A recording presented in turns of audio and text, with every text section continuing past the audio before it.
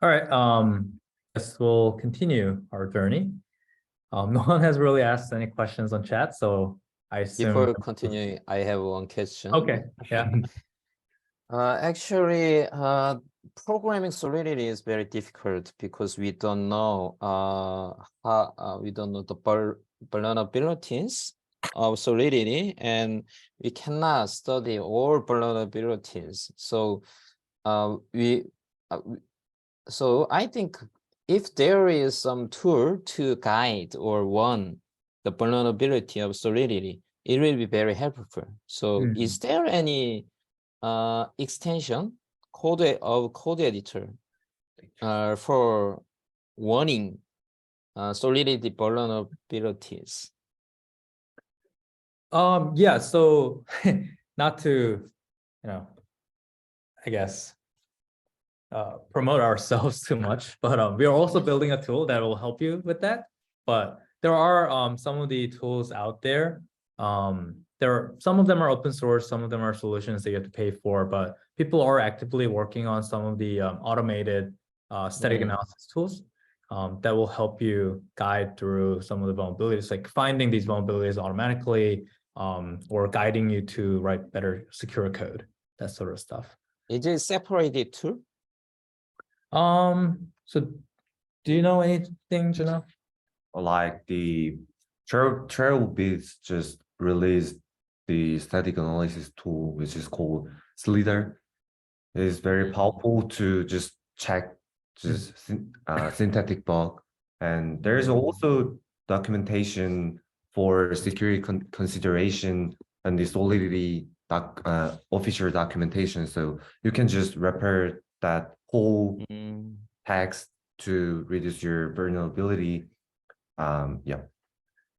Okay. Yeah, so there's a list of known bugs and known issues that people make and pitfalls in Ethereum's smart contract, like Solidity documentation. Yeah. But again, that's like not really a tool, right? It's a reference and resource that you can use to kind of learn about them. But things like Splitter and some of the tools that we make are going to be actual tools that you can just kind of run your code on our system to basically quickly figure out what the vulnerabilities are. Yeah. Students are mostly beginners in programming Solidity, so maybe they will use some code editor like Visual Studio Code, and they will install Solidity extension. Yeah. So if that kind of extension, Solidity extension, provides the checking vulnerabilities and warning that vulnerabilities when we code Solidity, it will be very helpful. Yeah. So the Slitter that I mentioned on chat has the Visual Studio Code plugin. Ah, really? But it hasn't really been updated for a long time, I think, right? Yeah. The initial and the last release was 2019. So 2019? yeah. So yeah, but it just integrates with it integrates really nice with the Solidity language in the Visual Studio. So feel free to kind of try it out. Okay, I see. Hopefully, yeah, the things that we make will be more useful and more recent. Yeah, and I know there are some people on Twitter that are building these tools right now. So hopefully there'll be more tools available for end users and developers to integrate into their development lifecycle. Okay. And one more question. Is there any centralized or official database to gather Solidity vulnerability or Ethereum vulnerability? Yeah, so sorry, let me just, so this list also hasn't really been updated. So I just shared on the chat. There's a swcregistry.io, which basically lists all kinds of smart contract weakness classification. So you can see, there are different types of vulnerabilities, how that can happen. There's some test cases and examples. But obviously these are not all of them, but these are a handful that you can kind of, consider when you write code. And hopefully, yeah, there'll be some tools out there They're going to integrate this and make sure these things don't happen in your code as you're writing code. Or just checking right Yeah. news. And then also, like, if you want to just learn about, real life examples and how that happens and whatnot, Rag News, oops, it doesn't have the link. Has all kinds of, incidents that happen day to day, and they have brief examples and analysis of, how these vulnerabilities happen. So this is like a good reference resource to look at if you're curious more about, actual cases and learning materials basically. Well, thank you for the valuable information. Yeah. All right. So if there's no more questions, then without further ado, we'll continue. We have a lot more content, so and we're running out of time. So, all right. So we're gonna look at a couple cases of real world examples and incidents, and kind of walk you through how these things happen and what types of incidents that happen day to day. So the first thing that we're going to talk about is the phishing. As I mentioned earlier, phishing is like #1 cause that people lose money on Web3.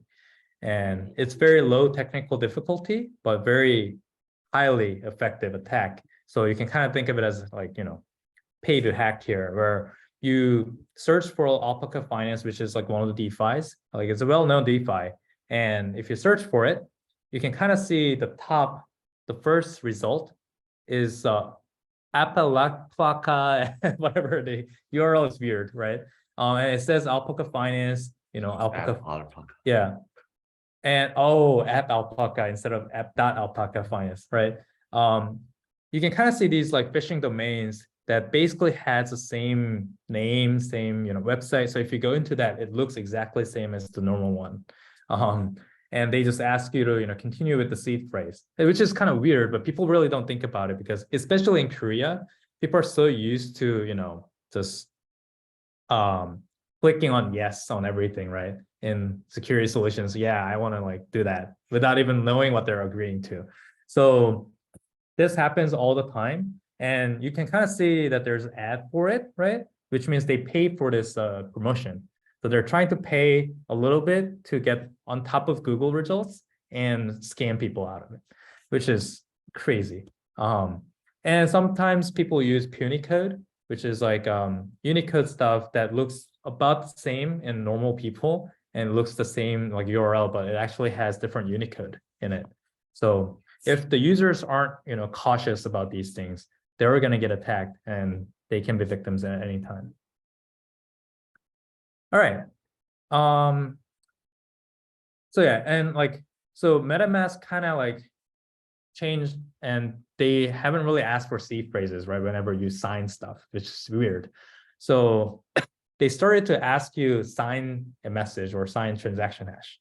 That transaction hash is for the transaction that you send everything to the attacker. So people are now like, oh, look at the seed phrase. Oh, like this is a scam and phishing website because it's asking me to put seed phrase because no one should be doing it. So now the attackers advanced and they changed their tactics to ask you to sign stuff. But people don't really see like what they're signing for, and this attacks happen. So this actually happened so many times that we wrote a blog post. So if you're curious, feel free to check it out. Another real, I guess, technical attack that happened that involves some of the financial engineering as well as smart contract is Harvest Finance, right? It lost, $33.8 million of assets, of which 24 million went to the attacker, right? So that's a lot of money for an attacker to harvest. And this was a classic example of price oracle attack with the flash loan. So the attacker successfully gained this much profit with just 10 Ether to begin with. You can kind of see the transactions here. The gist of the attack was basically these 4 steps and repeat. So first step was swap to increase price of USDC token by swapping USDT into USDC. And then you deposit the USDC into the vault, which gave you the the liquidity LP tokens with that, and then you swap back from USDC to USDT to decrease the price of USDC token, and then you withdraw USDC from the vault. And because price is lower, you get more USDC out, and you just repeat. So if you just look at the kind of the flow for it, you can kind of think of it this way. So in order to maximize the profit, the attacker used the flash loan, right? Flash loan is a loan that you can use. You can basically loan money, assets for that transaction. It's atomic, so you have to borrow and then return the same amount at the same transaction before the transaction ends. But you can the benefit of this is that if you see the opportunity based on the percentage, right, you can kind of maximize your asset to do the investment. But also it maximizes the initial funds for the attackers as well. So the attacker basically flash borrowed $18 million worth of USDT and $50 million of USDC, which is a lot of money. And then with that, what they did is they swapped $17 million worth of USDT, I guess 17 million USDT into USDC, which had an impact in the curve pool of increasing the price of USDC. And then what the Harvest Finance did was that when attacker deposited 50 million USDC, it queried the USDC price, but which is already increased because of the whole 17 million swap. So it gave 52 million pool tokens, whereas it's supposed to just given them 50 million pool tokens, right? And then what the attacker did afterwards is that swap 17 million USDC that it swapped before back to USDT, which decreased the price of USDC now. And then when they try to withdraw when they try to withdraw USDC with the pool token that they received before, you get more because now USDC price went down before. So you get about $500,000 profit every time you repeat this. So the attacker basically extracted out all the money in the vault. And yeah, so unfortunately, Harvest Finance got audited, but then it still had the vulnerability in it. So the vulnerability wasn't found by the audit. So it had the hacking incident. So I guess this kind of teaches you a lesson of like, just getting the audit isn't sufficient. You have to actually make sure the audit is very secure and then thorough, right? I think, can I ask a question? Yeah, go ahead. So I think it is not about code vulnerability. Actually, it is financial attack. So I'm very worried about how can we find this kind of financial attack from our Solidity or our smart contract. It's really difficult, as you mentioned. This, I guess, the code itself in smart contract isn't really at fault, right? It's the part that it relied on the oracle from curve pool, basically, that determined how much pool token that it needs to calculate and give out, right? So this is a financial engineering attack, but when you design a system like a financial system like this, you have to make sure and you have to really think about the risk that you're bringing in by using these oracles, right? Price oracles. It's really challenging. It's a really hard challenge that you have to solve, but there are some known ways to mitigate this. So when you audit things, like that's why the auditing is in Web3 is really difficult and it's really hard to do well, is because not only you have to know all the vulnerability, find all the vulnerabilities in the code itself, but also think about any other financial engineering attacks that could happen with the financial models the target application has. So you should be able to reason about all these scenarios and come up with and then simulate, make sure it doesn't happen. There's another question in chat asking, are there some exemplary ways to check for such vulnerability, or are there some tests and process used to do so?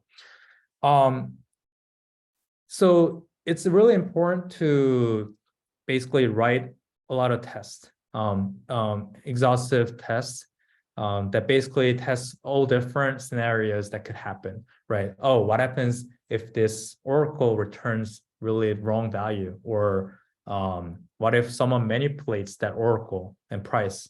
Like, are we still, safe from that, right? So there could be some threshold, like if it, changes more than a certain percentage that you're, able to afford, right? Okay, so that much of a slippage, we're gonna just make we're okay with taking the risk.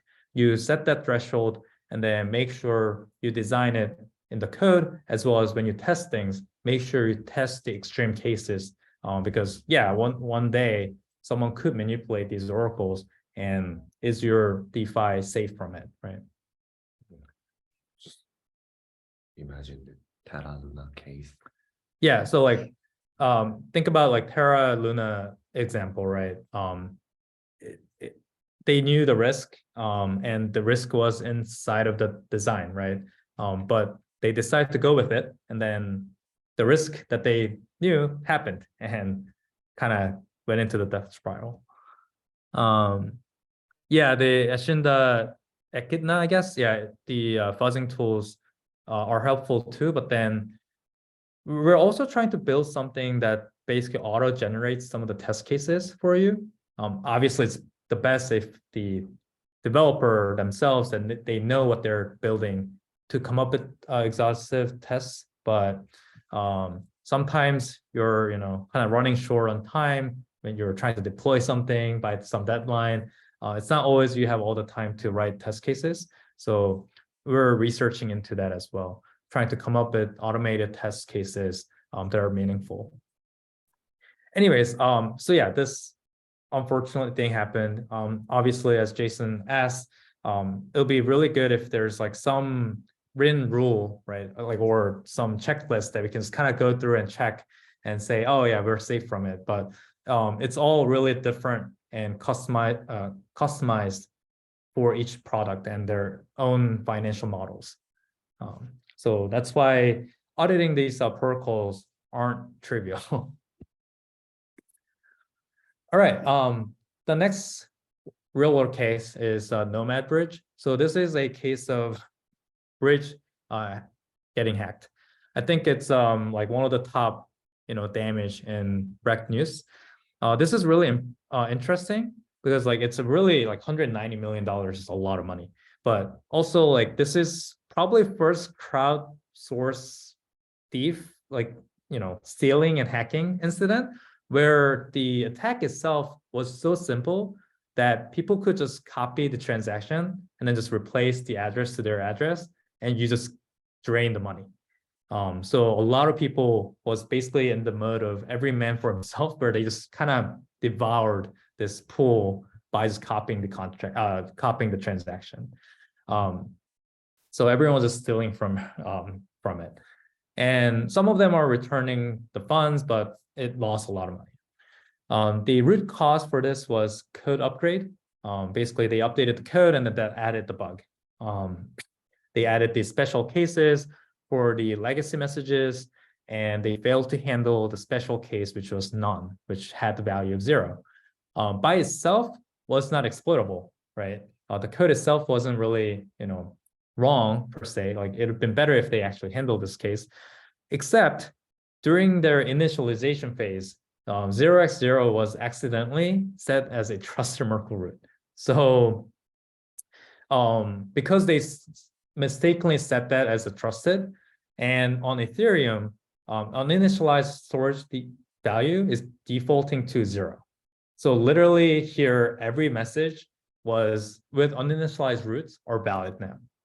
So the bug with the whole Ethereum assumptions and their pre-assumptions combined caused an issue, right? So this was kind of interesting. And here it's also interesting case because this problem was actually raised by QuantStamp, who did the audit of this project. They warned about this vulnerability and warned about this exploitability, but Nomad team actually misunderstood their issues. and then decided that it was not an issue. And then they didn't fix it, and then it actually was exploitable and got exploited. And it kind of was interesting because in the docs, their Nomad Bridge docs, they had a long-term, security plan section, and it just had a to-do in it. It had no plan. It just has 4 letters, which is to-do. So you can kind of think, how people, didn't invest in security, and this is the price that they paid for. And the last example that we're going to look at is the run-in network. This was even bigger, probably the largest so far, which is $624 million worth of assets have been stolen. This one's also interesting because it turned out FBI basically did the investigation, and it turned out it was a state-sponsored attack from North Korea. So North Korea was behind this attack. They supposedly broke the multisig because Ronin network basically had 5 of 9 signature check, which means the contract has to have 5 different signatures in order to actually do the transaction, right? Which means usually 5 validators must sign a message, where there are 9 total validators. But turned out 4 validators were run by 1 company. So much the decentralization, right? It was very centralized to this 1 company. And more surprisingly and amusingly, 1 additional, because you still need 5. So even if you hack 1 company, that's not enough. You need another company to be compromised to do the 5 validators, right? But it turned out 1 additional validator approved that 1 company that held 4 validators to sign on its behalf as a feature. So if you hacked that 1 company, then you could basically have 4 validators sign your own messages, and then you have 1 additional partner validator that basically, signed it for you if you asked. So you basically control 5 out of 9 and was able to create profit. So it kind of breaks the whole purpose of multisig and why we decided to break down these chain. Oh, sorry, that wasn't the last one. It was an interesting one because, yeah. So Sky Mavis was the company that got hacked, and then they held 4 keys, and then they were approved for another, so it got hacked that way. The last one we actually want to talk about is the KAIST. So you probably know Clayton. It's very popular in Korea, especially. And KAIST is the DEX on Clayton network. You probably remember it from last year. I guess beginning of last year, there was an exploit that happened that stole about $2 million in cryptocurrency from KAIST. And it turned out, so we did the investigation, and it turned out it wasn't the KAIST's fault at all, right? So the smart contract was fine, and their web app was fine. So how did they get hacked? So the hack behind it was something called BGP hijacking. So it's going to cost another lecture itself to talk about BGP hijacking, so I won't go into details. But it basically, BGP is a protocol that governs the internet routing protocol, right? So it basically governs how 1 packet goes to another site. So you can basically, if you hijack the BGP, then you can kind of hijack the internet for some portion of the country. So there was like issues. So what happened was that in KAIST, there was a file that was hosted, but then it went through the KT or SK Telecom or LU Plus network and went to these ASN, which is autonomous systems that are basically routers of the internet. And it's supposed to go to Kakao CDN because KAIST had a library that were hosted by Kakao CDN server. But instead, attackers kind of hijacked this BGP and routed all those packets to themselves. So what happened is that KAIST thought they were connecting to Kakao servers, and in fact, it was connecting to the attacker server because they controlled the internet for a certain period of time. So this basically tells you the web infrastructure and Web2 compromise result in damage in Web3. So Web3 smart contract as secure as it was, it didn't really prevent from attackers stealing your money from Web3, right? So they were also able to, they were very advanced attackers. FBI and all the other law enforcements are after them, but they still haven't caught them yet. They're still doing attacks, as I'm going to talk about it in a second. They bypassed whole SSL, TLS. They bypassed the, Cloudflare, everything like that. It still didn't prevent them from getting attacked. So 7 months later, after KAIST attack happened, Stellar Network got hit by the BGP hijack with the same people. For them, they were even hosted on Amazon AWS, but they're still vulnerable to BGP hijack. So they lost some money, but not as severe as KAIST or any other places. So BGP hijacks are not going away because that's how our internet works. And BGP, because back in 60s and 70s and 80s, when we built these systems, it was very, very trusted setup. So you trust anyone who run BGP. But as we know now, there are also bad peoples out there, and they're going to abuse this trust, right? So BGP hijack is going to be a thing still. So the protocols and project builders must take precautions themselves in order to protect themselves. So there are some ways to protect against BGP hijacks. We won't go into too much details, but you can, if you're curious, you can search for CAA record or sub-resource integrity. So SRI or CAA. Those are the keywords that if you want to protect your assets, go look it up. All right.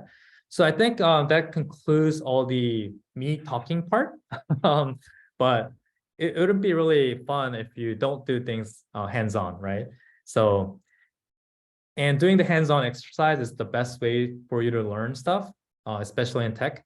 So we prepared some of the testing environment for you to actually try these exercise with us, right? So we're going to try out some of the re-entrance debug, as well as integer overflow and underflow examples, using some of the latest technologies, such as GitHub Codespace. So you don't even have to have environment. We're going to set up all the environment for you, as well as Foundry.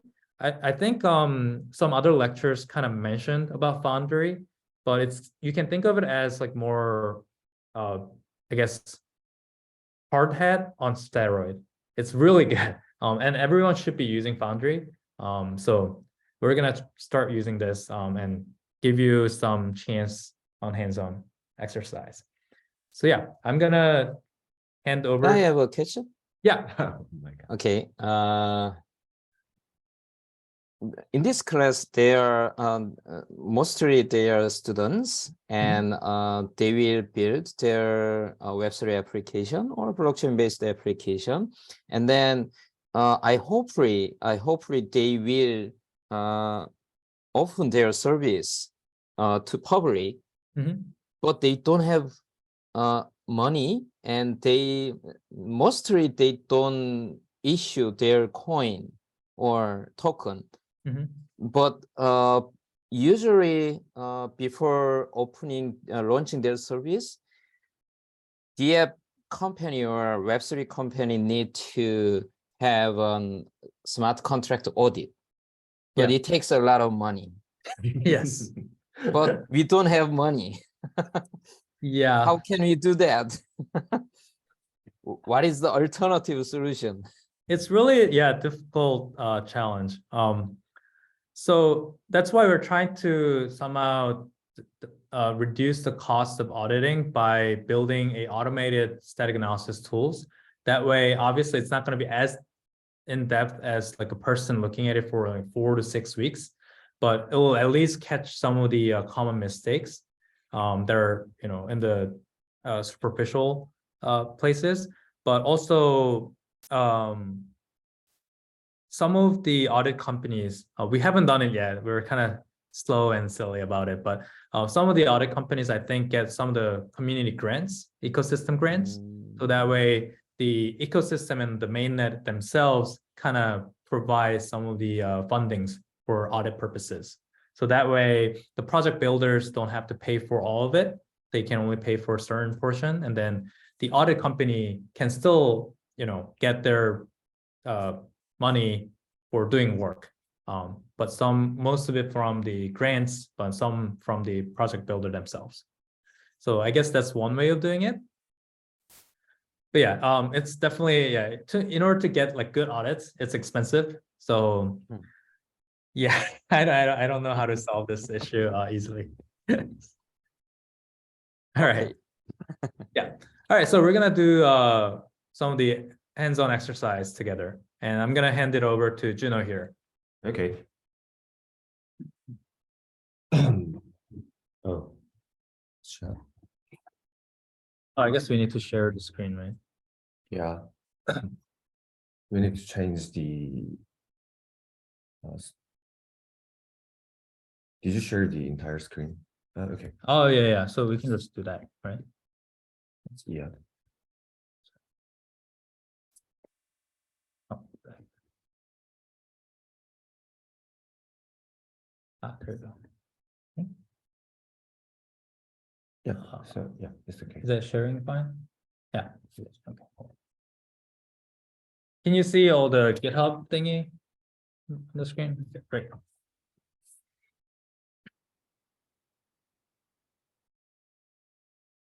Okay, this is Juno. Thank you, Brian, for explaining all this stuff about Web3 security.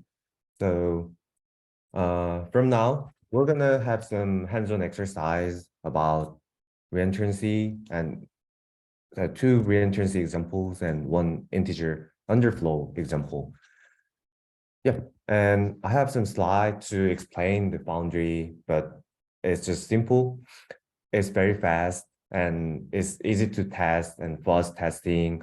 And it also supports the remote RPC working mode, which can easily integrate to on-chain data. Like just imagine that if you want to test your code with the live Uniswap data, you can easily forward the data from the on-chain and just run the test with the data. And also it supports the flexible debug and logging, which we can just put some breakpoints on some of the code area and just watch what the variable at the moment. Yeah, and the biggest part is it's very portable because it's just made by Rust and easy to install. Yeah, we're gonna install on the GitHub code space, but it only takes just a minute to fully install. And the another thing is I already had a talk on the Clayton's meetup, or it's the Korean blockchain meetup, to introduce how to write a test code like a pro with a foundry in a Clayton chain. So if you have any interest, just click the link and watch the meetup talk after the class. Yep. So I guess all of you just download the PDF, so you can just click the link on the slide. Yep, and there is a repository which is called Web3 KAIST hands-on on Chainlight.io. Oh, chat, okay. Oh, thank you. Oh. Yeah. Yeah. I want to just press thumbs up emoji, but it's far from here. So yeah. And as you can see, there is a use this template green button on the top right corner, and just click create a new repository here. Yep. Yes, I'm not Brian, but just type repository name, what you want. I'm just gonna use hands-on. Good. Okay. What? No. Okay, you can use the visibility of this repository, public or private, but I'm gonna use public. So click the creating repository and you have to make sure people follow up. So yeah, somewhat slowly. okay. I'll wait just 10 seconds because it's just clicking 3 buttons. Yep. After you successfully creating the repository, you can see another green button on the top right corner. And click the, okay. Yeah. I'm just thinking that people just seeing the slide, but yeah. So there is top right, green button on the top right corner. And when you click that button, there might be a 2 tab. So click the code space tab and just click create code space on main button, just green button. Yeah. After clicking the create code space for this repo, the new window just pop out and there is an in progress UI. What I mean, just the progressing UI. So, yep, you can check. So, okay, I want to. Anyway, can I change to light mode? What's up? I want to change the fan. Oh yeah. To. Okay. Great.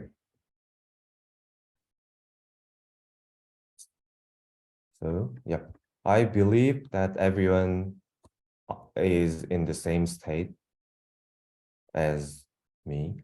So, yep, let me explain the some part of this Visual Studio Code-ish UI. Yeah, it's quite similar to VS Code.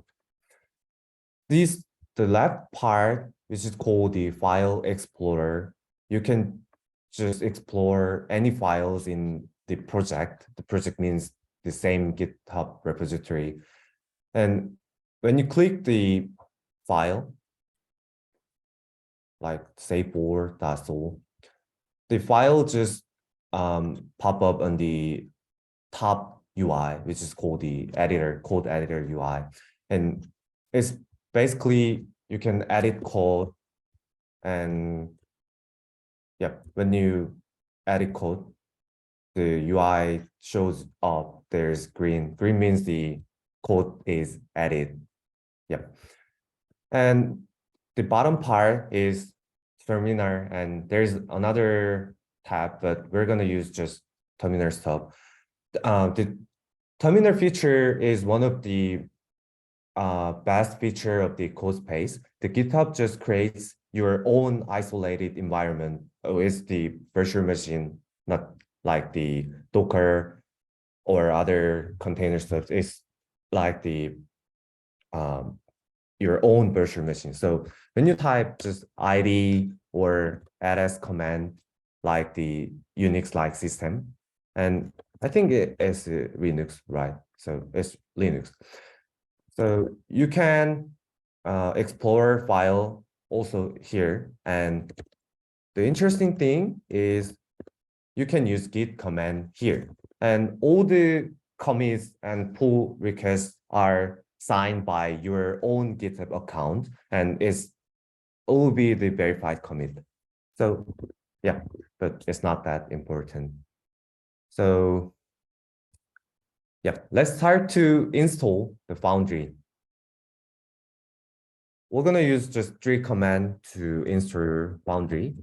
It's also on the slide. So if you can just copy paste. No, you cannot copy paste. It's just an image. So yeah. Foundry.paradigm.xyz pipe to bash. Yeah. And the standard output says you should edit Foundry up to pass and simply run Foundry up to install Foundry. So we're gonna source our bash rc again with the dot bash rc and type Foundry up to install the Foundry. Yep.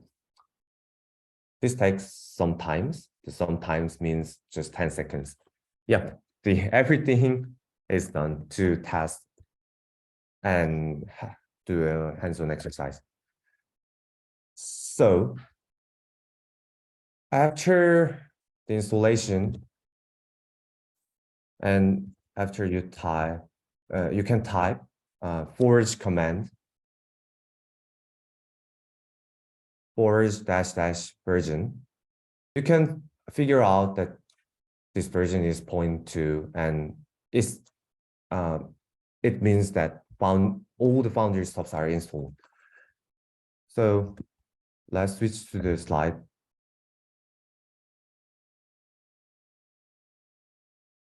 Yeah, this command is download installer, and this dot command is just load installer, and Foundry up just stands for the execute installer. After that, you should type forge.test.-v. Just the v commands means like how much you want to show the output, like the verbose mode. So this is like info, debug, and just production or other stuff. So after you type forge test and -vvv, or just one v is okay, you can check the compiler run successful message, and oh, okay, I'll just use just one v.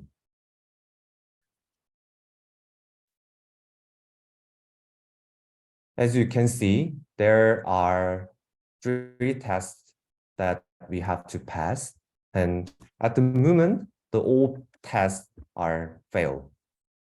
Yeah, so in this hands-on exercise, the ultimate goal is pass the 3 test cases as below. So just to give you more explanation here, Foundry can be used to write your test and then run your test for your code. But we're using the test case to see if you successfully exploit them. So we're kind of using it for a different purpose, but use the Foundry as a local setup of running Solidity code. I get permission denied for bash RCM. I missed something. Oh. I think you missed that yeah. before the home bash RC. Or you can use source bash command to rewrote the bash. So, oh, cool. Yeah, it's common mistake. Yeah. One more thing. The code is not highlighted, so we're gonna install extensions to visualize our Solidity code. So click the 4 square button on the left, it's extension tab, or you can just type Shift Command X to pop out this view. So search Solidity here. I think we can install just 1 million download extension. And this is just out of interest, but when you install the extension and the Visual Studio Code, you should be very careful, because some of the bad hackers upload their backdoor extension in the extension marketplace. And when the developer download the extension, they just install the backdoor on developer's computer, and developer has a lot of access to the production system. Then it means that the attacker can access your entire system. So just be careful.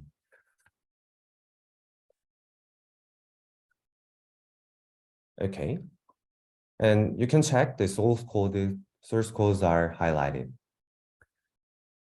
Yep. And our goal is to pass the 3 test cases that failed now. So let's just move on the test file so we can figure out what condition or what test should be passed. Yeah. The test file is in the test folder, test directory, and the name is saved for exploit.t.so. Yep. As you can see, the test contract just inherit the test which is from the foundry itself. So we can not consider it now. And there are 4 functions. The one is setup function, and the other functions are test reentrancy, test integer overflow. As you can see, the setup does not start with test character. So this is the common foundry test file structure. The setup just setting up all the mockup environment for the testing, and the functions which are named start with the test is the real test case that foundry runs the test. So let's see the setup function first. So there's a board which I already declared as a state variable on the top of the contract. Okay, can you please increase the font size? Oh.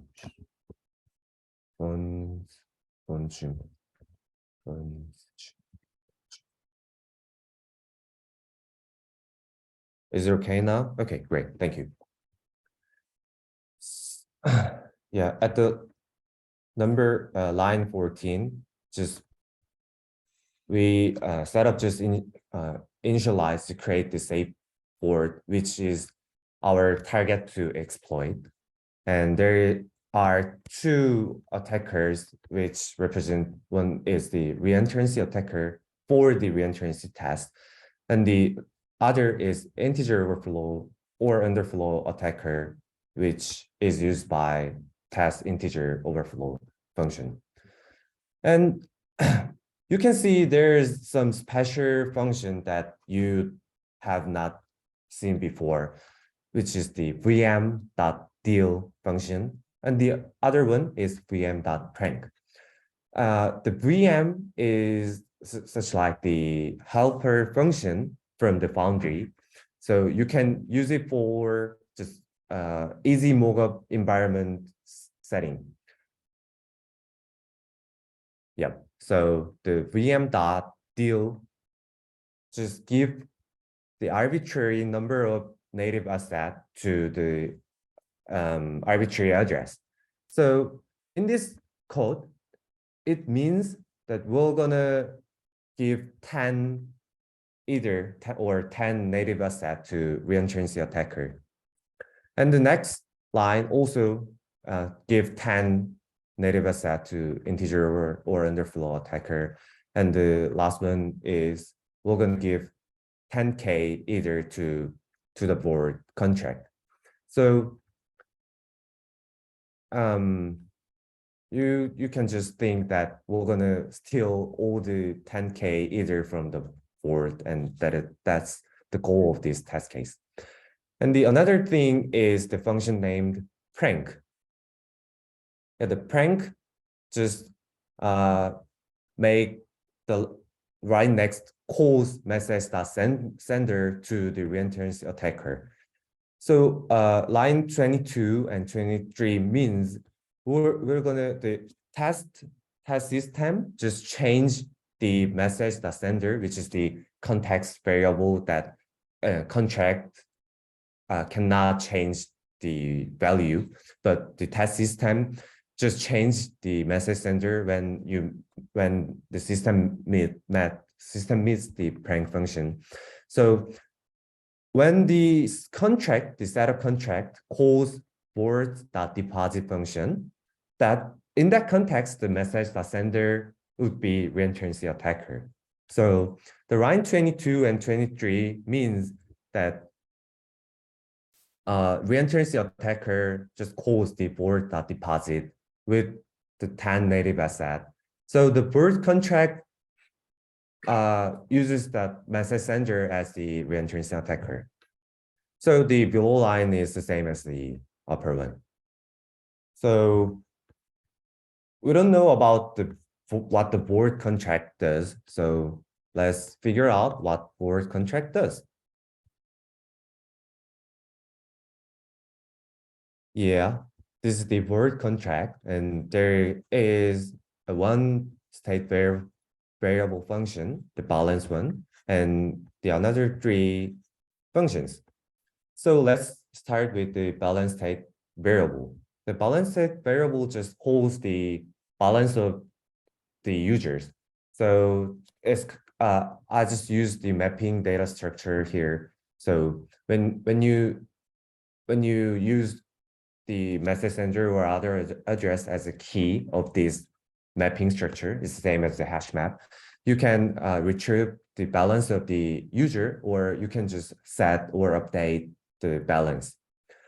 So let's go to the bottom of the contract. You can just check the deposit function, which is just simply added the message sender's balance with the message value.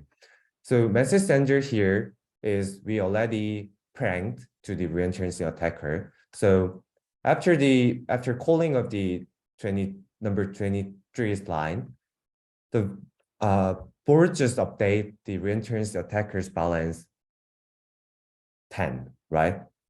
And also after that, board just update integer over underflow attacker's balance to 10. Yep, and let's move out to the transfer function. It receives 2 parameter, which one is the one is address 2, and the other one is uint amount. It's just quite simple, and it just reduce some amount from the message sender and just increase the same amount to the 2 address, which is from the argument. And as you can see, the function should check that the message sender, who is the owner of the balance, should have the proper amount that not reach over that they have. So I just added the balance check here. So if the balance of the message sender subtract the amount, if the result is not the positive value, the contract just reverse with not enough user balance message. But as you can see, I just used the unchecked statement here, because as Brian explained, the Solidity compiler version over 0.8 just added the integer overflow check automatically. So I just tell the compiler that we're gonna test the integer overflow and exercise about that. So please do not add integer overflow or underflow check on this statement. Yep. And the last one is just withdraw all function. Yeah, it's the functions from the DAO head, which makes the Ethereum Classic and Ethereum just fork case. So this function is for the reentrancy hands-on exercise. Yep. And this function is quite simple. Just check the user's balance is more than 0. And after that, the function just transpose the user's asset, the balance of the message sender here, to the 2 address and check the success. Check whether the call is success or not, and if not, it reverses with withdrawal error. And after that, the contract just remove all the balances of the message sender here. Yep. Yep. The safe board contract is very simple, as you can see, but there are 3 bugs in here. So it means the small code does not guarantee the safe, and even the code is small and not even much have the features, that there can be a bug or vulnerability. Yeah, so I explained all the board doing. So we're gonna just move on to the test case file. So figure out how should we gonna pass or just map the test success case. So for the test reentrancy success easy case, there is the attacker here, and it assigns to reentrancy attacker, and just print out the current balance and current native balance and current birth balance here. And the function just prank with the reentrancy attacker and call the withdrawal function with an attacker's privilege, because the test system just changed message.sender to attacker. And after the returning of the withdrawal function, the test case check that the attacker's balance is whether 99 or greater than 99 or not. So in the line 38, we have to steal more than 99 balance from the vert. So this is why, so we did not code yet anything. So this is why our test case just got broken. So yeah, the test case just calls the attacker here. So we have to check how the attacker contract is doing. So this is the right part is the source code of the attacker.sol. And you can see the reentrancy attacker contract, and there are some commands that beacons us to what to do for passing the test. So as you can see, the command says write your own code, and you already have 10 deposit balance, and be careful that the target, which is the vulnerable contract, has only 10K plus 20 Ethereum total. And the test case just call withdrawal function here. And as you can see, the withdrawal function calls to the 2 with the native balance that the message sender has. But we, the test case call the withdrawal function with the attacker privilege, and also just receiver set the receiver to the attacker. So the line number 10 just calls to the attacker itself, and the whole data is empty. Then the control flow gonna be receive function here, and we can just take over the control flow, and we can do whatever we want to do with type the code here. Right, so to ensure that we have control flow, we're gonna just emit some event here, like yay, we are here event. So yay, and emit here. And press Command S to save the file. And let's test. Okay.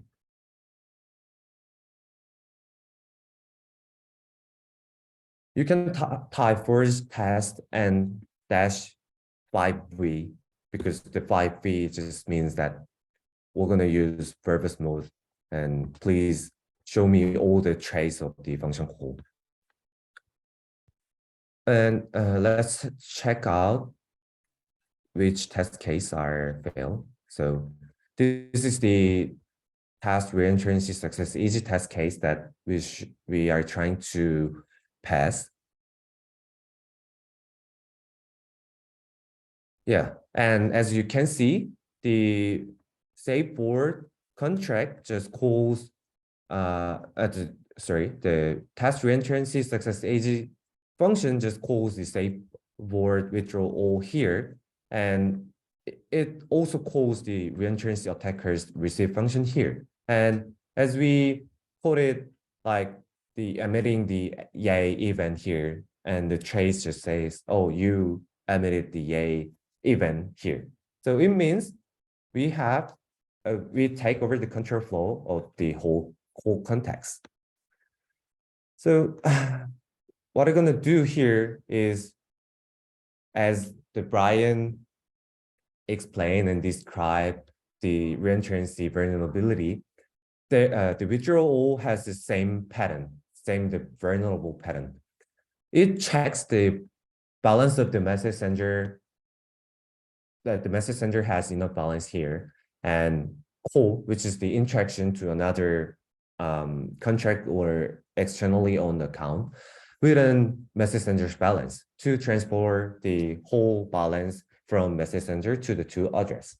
And then after all the external call, the function just remove out the balance to 0. So as it's the same example on the slide before. So before the withdrawal function just remove out the balance to 0, we take over the control flow. So it means that we have the ability to call the withdrawal functions again, right? So let's start to that. In the receive function context, the message sender is the safe word, right? Because the safe word calls the reentrancy attacker here.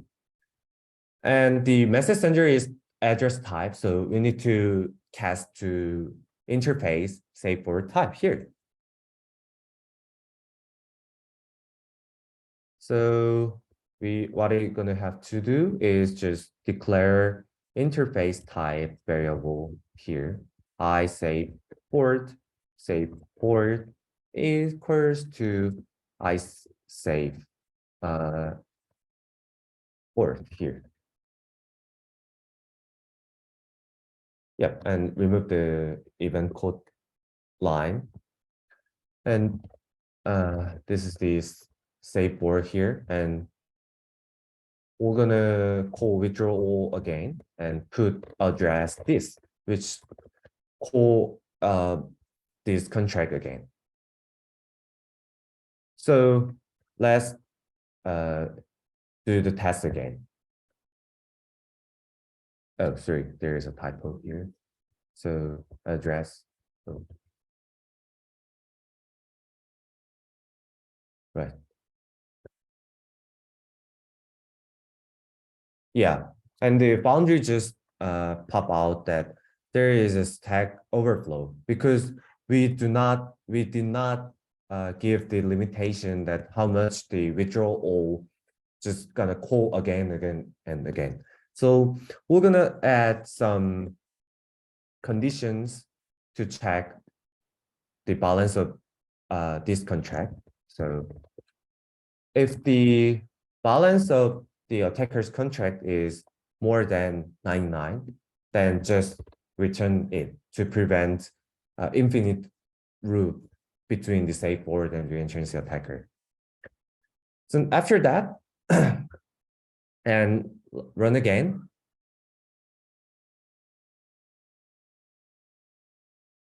You can check the one of the test cases are passed, which is called the test reentrancy success. Easy.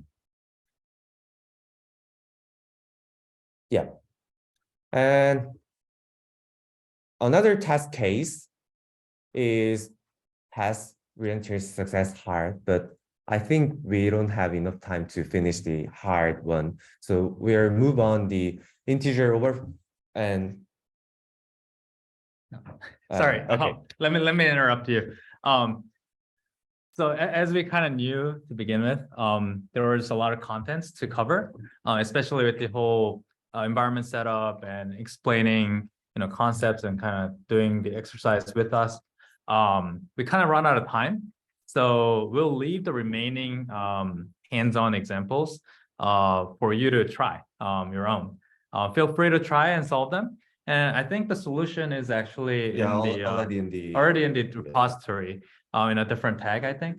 Yeah. Can you show them how to access? Okay. access them? So it's indeed here. Oh. Yeah. If you go to the original repository, if you click on the branch and then go to tag, yep. and there's a the answer tag for each of the solution. So you can change it and then go to the source and attacker file. You can kind of see the implementation of that attack. So try it yourself first, and then if you can't really figure out and you're spending too much time, then you can kind of look at the answer. But yeah, so do that, and obviously feel free to reach out to us, to me, Brian, or Juno on Discord if you have any questions regarding the exercise, regarding anything related to security stuff. Today we didn't really have much opportunity to answer your questions, so hopefully there will be more discussions and more questions after today's course, today's lecture. We're glad to answer those on Discord. So yeah, so I think we're just gonna end it here, so that way you guys can go and have a dinner and stop the suffering. But yeah, so I think that concludes our lecture here. There's a couple of slides that we haven't really gone to yet, which kind of summarizes today's lecture, but the slides are all shared on Discord, so feel free to just read over and kind of learn about like how to future-proof our security in Web3. Most of them are stuff that we already discussed, but just don't forget about the Web3 security. It's just not about the smart contract security. There are a lot of aspects and angles that we have to consider to make the Web3 ecosystem safe. So thank you for listening, and hopefully we'll see you around next time.